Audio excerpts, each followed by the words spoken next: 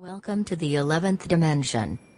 As we know, today is birth festival of Lord Krishna, which is huge festival in Indian subcontinental.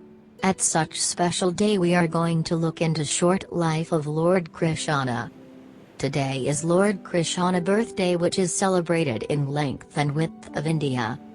Shri Krishna is the central figure of the Hindu Bhagavad Gita.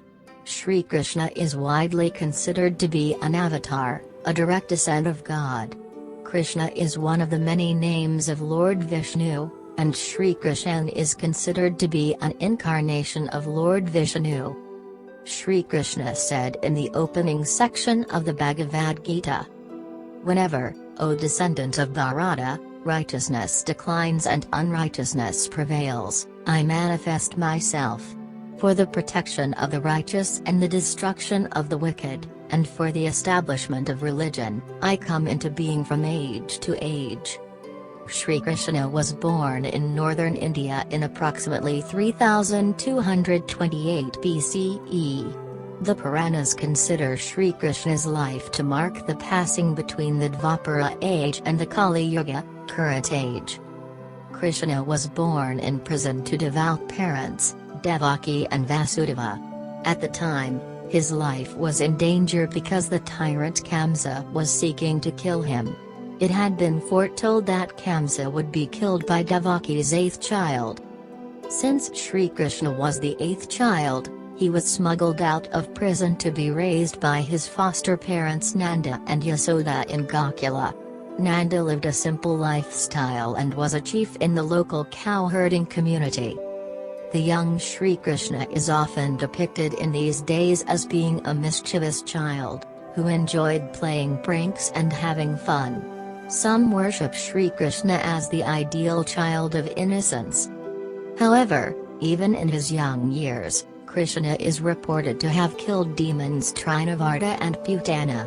He is also said to have lifted a nearby hill, Govardhana, to protect the villagers against the wrath of Indra. In the early stage of his life, Shri Krishna is also often depicted playing the flute for his beloved gopis, female devotees. Of these, Radha was the greatest devotee. This life episode was crucial in the development of Hindu Bhakti devotional tradition. It is this tradition of Bhakti which was important in the lives of future avatars such as Sri Chaitanya and Sri Ramakrishna. On his return to Mathura, Shri Krishna killed his uncle Kansa. Kansa had tried several times to have Krishna killed. In Mathura, he befriended the Pandava prince, Arjuna. Shri Krishna became a counsel and friend to Arjuna. The Kurukshetra war was a battle between the Pandavas and Kauravas. Shri Krishna tried to mediate to avoid conflict, but once war became inevitable, he offered a choice to Arjuna: either he could choose Shri Krishna himself or he could choose his armies. Arjuna chooses the counsel of Shri Krishna rather than his armies. It was on the battlefield of Kurukshetra that Shri Krishna gave the immortal dialogue of the Bhagavad Gita, which was an exposition of Shri Krishna's yoga and how an aspiring seeker might seek union with God. Unlike Indian scriptures of the past, the Bhagavad Gita did not require world renunciation, but encouraged world acceptance. During the battle, Shri Krishna occasionally intervened, to help Arjuna and the Pandavas win. Shri Krishna also unveiled his universal form to Arjuna, showing his dear friend his full spiritual realization.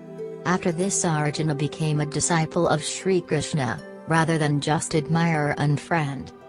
In later life, Shri Krishna retired to Dwarka, where he lived for many years. Legend has it that Shri Krishna was killed by an arrow through his ankle.